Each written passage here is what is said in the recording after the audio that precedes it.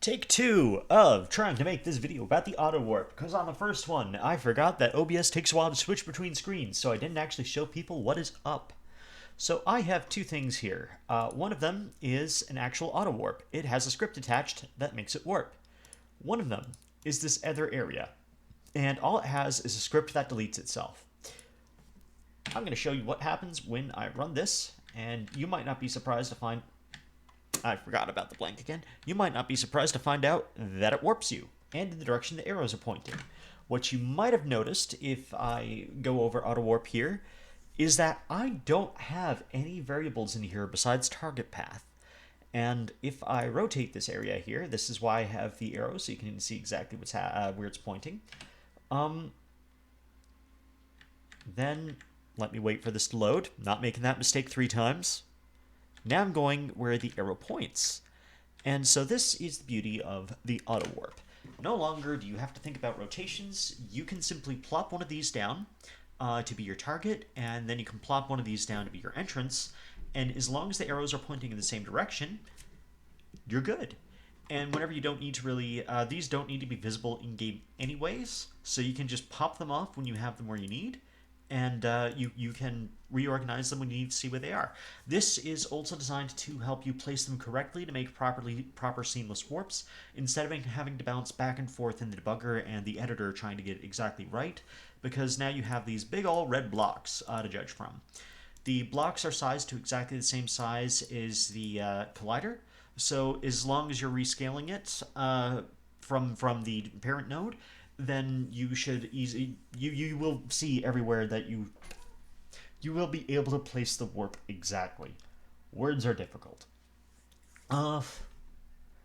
Let's just go into the code of this. So the way area deletes itself is literally just by deleting itself. Qfree is the command to delete itself. And for auto warp here, I have done an upgrade on this over my previous teleportation scripts. So if you have one of those, pay attention. What I'm doing here, what I've done to make it more general, is instead of working by rotations around the y-axis, the global y-axis, also known as vector3.up, is now I'm going around the basis. So now I'm going around the basis of the body and the basis of both the target node and of the area node which you are entering. So what the basis is, it's essentially a more complex way to talk about the rotation. So the rotation that we're typically given isn't actually how Godot thinks about rotation. The rotation that we're given is a YXZ rotation typically. No, it does actually give it an XYZ rotation, sorry. And that basically means rotate around the x-axis, then the y-axis, then the z-axis. Except I think Godot does actually rotate around the y-axis first and then x and z, but it gives it to you in the order x, y, z. Doesn't really matter. The basis instead is a 3x3 matrix, and you don't need to care about what order you're rotating in. The basis actually encodes the exact rotation, not just, oh, you have to assume that you're rotating by y first, and then by x, and then by z. If you rotate by x and then z and then y, for example, you'll get a different result.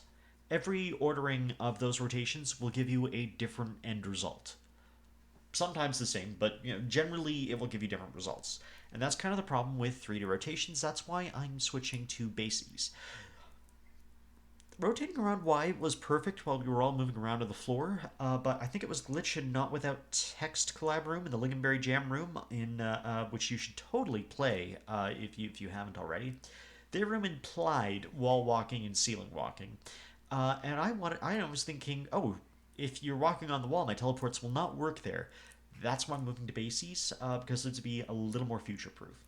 Once you have the two bases that you're comparing against, the way that you get the actual rotation is you get the axis of rotation by looking at the cross product between the old direction and the new direction that you want to be facing relative to. I don't mean the player. In this case, it is the portal's new and old facing direction. The facing direction of the portal and the facing direction of the exit. So the cross product is always going to be the axis of minimal rotation. Because like I said, there's so many different ways to rotate in 3D. In 2D, I can only just, go forward or back. I can go to the right 90 degrees, or I can go to the left 270 degrees. Both get me to the same spot.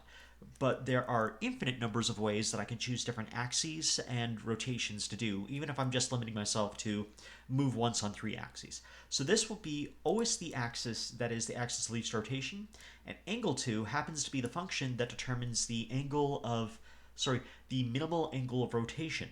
So if I have the minimal angle of rotation and the minimal axis of rotation, those work together. Now I have the rotation that I want.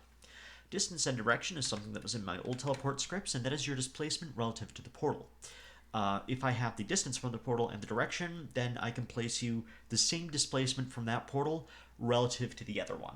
I just need to rotate it first, which is the second rotation here, to make sure that, if the portal is turned around 180 degrees, you aren't facing the back of it when you come out, you aren't facing the back of it when you come out, you are facing the front of it. Otherwise, the direction would be on the global position and not on the local position if I don't rotate it. Similarly, I need to preserve the velocity, the direction of the velocity, relative to the player's experience rather than to, the actual velocity that's happening. In transform.basis, again, this is just a complicated way to talk about the body's rotation. Then I finally do the teleportation. So first 2 minutes of it was just showing off all you needed to know was, hey, you can match up arrows and now warp works and you do not have to think about 90 or 120. The second part of it is, here's how this works, so if you ever get confused about rotations in my future scripts, I can reference you to how it works in this. Alright, that's more of a video than I really needed for this anyways. Cheers!